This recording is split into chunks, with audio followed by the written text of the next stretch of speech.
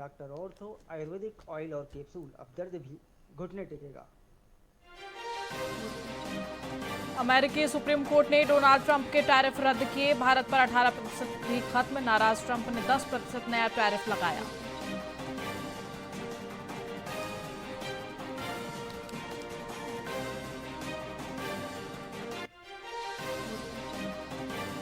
राज्यसभा चुनाव में कांग्रेस से भूपेश सिंहदेव, बैच मरकाम के नामों पर चर्चा। भाजपा किसान नेता पर दांव लगा सकती है।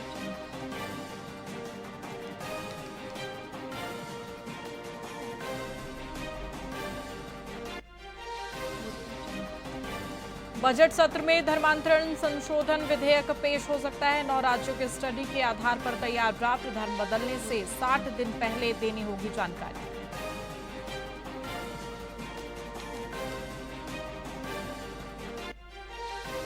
बिलासपुर में सराफा कारोबारी से 50 लाख की लूट। 3 दिन में दूसरी बार ये घटना। बाइक सवार 3 युवक बैग छीनकर भागे।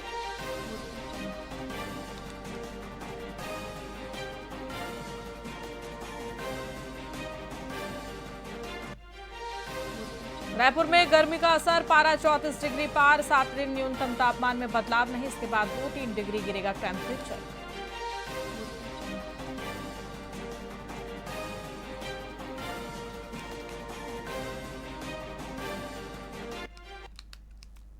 नमस्कार, मैं आपके साथ खुशी गोस्वामी। वीआईपी न्यूज में आप सभी का बहुत बहुत स्वागत है। रुक करेंगे खबरों की ओर। रायपुर में डिप्टी सीएम विजय शर्मा ने आगामी बजट सत्र की तैयारियों को लेकर अहम जानकारी साझा की।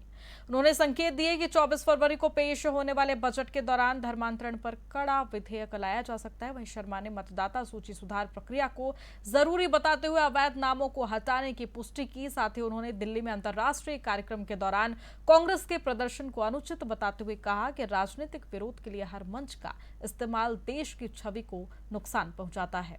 आज इसका अंतिम प्रकाशन का दिन है। मैं एसआईआर आवश्यक था। मतदाता सूची में जितनी गड़बड़ियां होती हैं उनको दुरुस्त करने की प्रक्रिया है। इसको होना ही चाहिए नियमित तौर पर, और बड़े दिनों के बाद अभी हुआ है। जो नहीं रह गए हैं उनका नाम भी मतदाता सूची में था।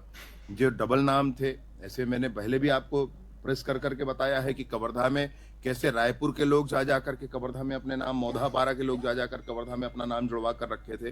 2-2, 3-3 स्थानों पर नाम था। कब रायपुर में ही उनका 2-3 स्थानों पर नाम था। ये 2-3 स्थानों पर किसी का नाम क्यों होना चाहिए? एक जगह होना चाहिए। अगर ऐसा है तो उसको कटना चाहिए। और घुसपैठिया कोई है जो यहाँ का नहीं है, 2003 में उसके माता भी नहीं है, पिता भी नहीं है, चाचा भी नहीं है, घर नहीं है, बाहर नहीं है, तो अभी कहां से वो आ गया? ये शर्टलेस नहीं भाई, शेमलेस प्रदर्शन था। मुझे बताओ आप, उनको ये लगता है कि कहीं कुछ पूरी बड़ी प्रक्रिया में त्रुटि हुई है तो किसी मंत्री का घेराव, किसी अन्य का घेराव, वो समझ में आता है। जहां पर अनेक देशों के लोग आए हैं वहां पर आप जाकर के ऐसा प्रदर्शन करेंगे, इसका क्या अर्थ है? मैं इनसे यही पूछना चाहता हूं कि उतने बड़े सेमिनार में एक जो संस्था ने गड़बड़ी की उसको तुरंत पृथक किया गया, उसके बाद जाकर के वहां सारे ही आए हुए मेहमानों के सामने ऐसा करना शर्मनाक है, धिक्कार है। ऐसा नहीं होना चाहिए। देश और समाज के लिए ऐसा नहीं होना चाहिए। आप हर जगह राजनीति ढूंढेंगे, हर जगह राजनीति करना चाहेंगे तो ये गलत है। आज इसका अंतिम। जांजगीर चांपा के नवागढ़ में दबंगई का खौफनाक मामला सामने आया है, जहां ग्राम अवरीद में एक व्यक्ति ने मछुआरा समिति का तालाब तोड़कर लाखों की मछलियों को बहा दिया। पीड़ित परिवार का आरोप है कि तालाब तोड़ने के साथ ही उन्हें जान से मारने की धमकी दी गई, लेकिन पुलिस ने अब तक एफआईआर दर्ज नहीं की है। न्याय न मिलने से हताश पीड़ित ने अब एसपी कार्यालय में आत्मदाह करने की चेतावनी दी है। प्रशासन की चुप्पी ने मछुआरा समुदाय की आजीविका और सुरक्षा पर गंभीर सवाल खड़े कर दिए हैं। हमार समस्या ये है कि हमार पिताजी वृक्ष राम कश्यप 10 साल के एक ठन तालाब ला, गदियाही तालाब ला ठेका ले है मछली पालन करे के। वो तालाब में मछली पालन करके हमन के जीवन यापन चला थे। ओला बलपूर्वक तालाब ला फोड़े गए है, हम के मछली ला मारे गए है। अगर ओला समझाए वाला गए हन तो हमला जान से मारे के धमकी दे है और गाली गलौज अलग दे है। ये सब चीज एमन 4 आदमी करा थे। थाना नवागढ़ हमन 2 बार गए हन, लेकिन थाना में हमन ला विदार देते, वहाँ हमन के बातें नहीं सुना थे। थाना में ऐसा पुराना रंजिश के वजह से होते। पुलिस प्रशासन एक कार्रवाई ला नहीं करही तो हमन पूरा परिवार आत्मदाह करे बर बधियान हो जात हन और इहे आके करबो अंते बनी करन कम से कम जियत मनी सुना थे तो मरे मत सुनही। वो तालाब में मछली पालत हैं और में जियत खात पड़े रहे गरीब आदमी तब मोर तालाब ला सचिव है 4-3 जन आऊ सहयोगी लेके भागराम गौराम और भागीरथी ये तीनों जन लेके जबरान फोरे है अब मैं बरिए गए तुम गाली गलोच और मारे के धमकी दे है। मैं पंच सरपंच कर जाके शिकायत करे हैं ना मन पंच सरपंच ले पूछे है और एक खाऊ है जून महीना में तालाब फोरे के और मछली मारे के शासन है आदेश नहीं दे। अब मैं बहुत दुख पाता हूँ। अब मैं पुलिस अधिकारी के समक्ष आता हूँ बचे तो बचा ले नहीं तो मरवा डर है। छत्तीसगढ़ के मुख्यमंत्री विष्णुदेव साय ने अपना 62वां जन्मदिन जशपुर के बगिया स्थित बालक आश्रम में आदिवासी बच्चों के साथ सादगी से मनाया। मुख्यमंत्री ने बच्चों के साथ केक काटा और उन्हें चॉकलेट बांटकर खुशियां साझा की। अपने बीच प्रदेश के मुखिया को पाकर बच्चे बेहद ही उत्साहित दिखे। इस दौरान सीएम ने बच्चों से संवाद किया और उन्हें मन लगाकर पढ़ाई कर उज्जवल भविष्य बनाने के लिए प्रेरित भी किया, जिससे पूरे आश्रम में उत्सव का माहौल रहा।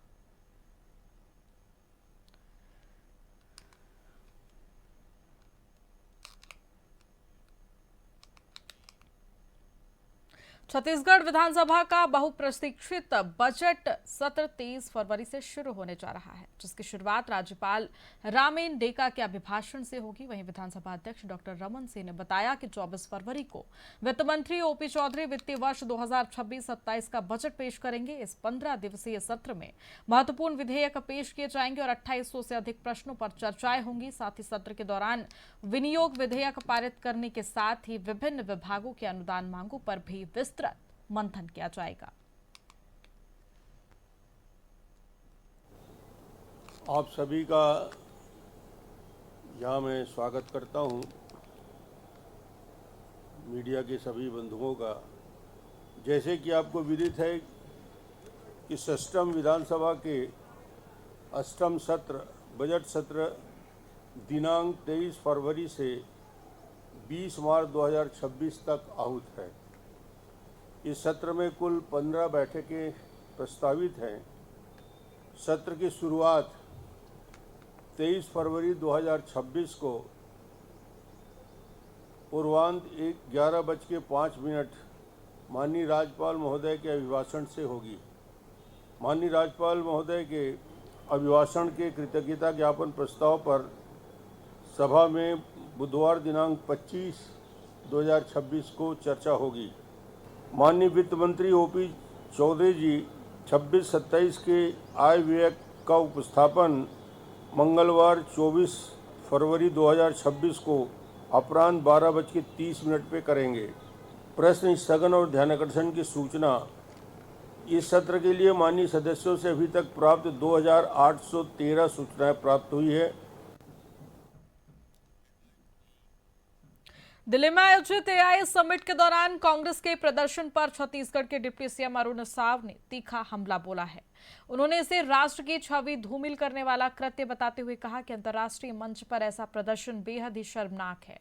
साव ने आरोप लगाया कि यह सब राहुल गांधी के इशारे पर हुआ है और कांग्रेस लगातार दुनिया के सामने भारत की प्रतिष्ठा को चोट पहुंचा रही है।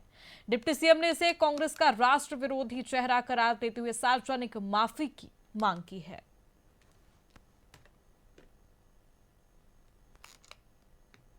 एआई समिट के दौरान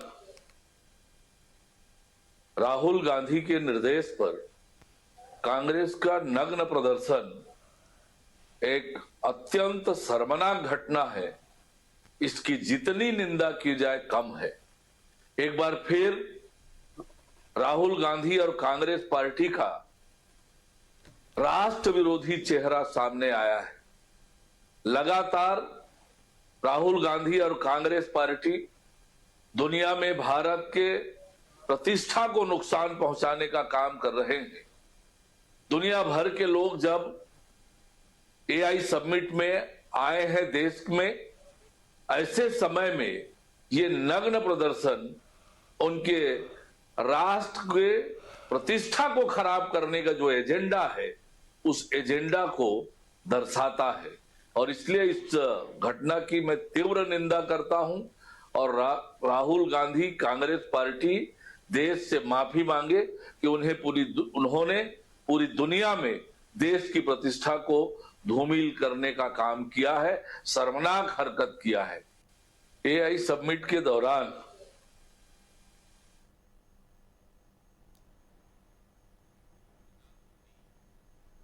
रायपुर में भाजपा प्रदेश अध्यक्ष किरण सिंह देव ने दिल्ली एआई समिट में कांग्रेस के हंगामे को राष्ट्र विरोधी कृत्य बताते हुए तीखा हमला बोला है। उन्होंने कहा कि सत्ता की चाह में कांग्रेस अब वैश्विक मंचों पर देश की छवि खराब कर रही है। मतदाता सूची पर उठ रहे सवालों को उन्होंने संवैधानिक संस्थाओं पर अविश्वास करार दिया। साथ ही उन्होंने राज्यसभा सीटों के लिए कोर कमेटी की बैठक होने और जल्द ही अंतिम निर्णय लेने की जानकारी भी साझा की है। को लेकर कल हमारी कोर कमेटी की बैठक हुई है। आदरणीय मुख्यमंत्री जी सहित सभी सम्मानीय हमारे जो कोर कमेटी के सदस्य हैं, वरिष्ठ नेतागण हैं, उसमें सबके साथ बैठकर और आगे किस प्रकार से और इस पर बातचीत करना, 1-2 टर्म में और बातचीत होगी, कुछ वेरीफाइड होगा और उसके बाद भारतीय जनता पार्टी बड़ी गंभीरता के साथ इस पर बैठकों का क्रम निश्चित रूप से करेगी और राज्यसभा के लिए जो आवश्यक होगा।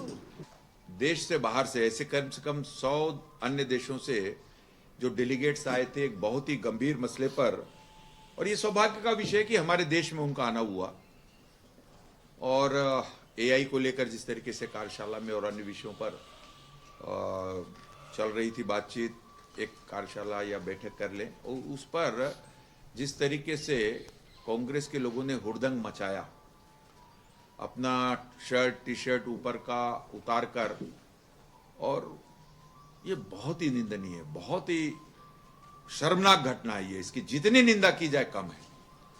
और अब धीरे धीरे मैं तो ये कहता हूं कि आदरणीय प्रधानमंत्री मोदी जी का विरोध करते करते इस तरह की घटनाओं से यह प्रतीत होता है कि ये देश का भी विरोध करने लगे। बेमेतरा के बीजाभाट में कोटवार नियुक्ति विवाद पर दुर्ग संभाग आयुक्त ने बड़ा फैसला सुनाते हुए तहसीलदार और एसडीएम के पुराने आदेशों को निरस्त कर दिया है। आयुक्त ने इन आदेशों को विधि विरुद्ध माना और नियमानुसार नई चयन प्रक्रिया शुरू करने के निर्देश दिए हैं। हालांकि मामला अभी राजस्व मंडल में अंतिम सुनवाई के अधीन है, लेकिन इस फैसले ने पूर्व की नियुक्ति पर पूर्ण विराम लगा दिया है। अब रिक्त पद पर छत्तीसगढ़ भू राजस्व संहिता के तहत पात्र अभ्यर्थी की नए सिरे से बहाली होगी।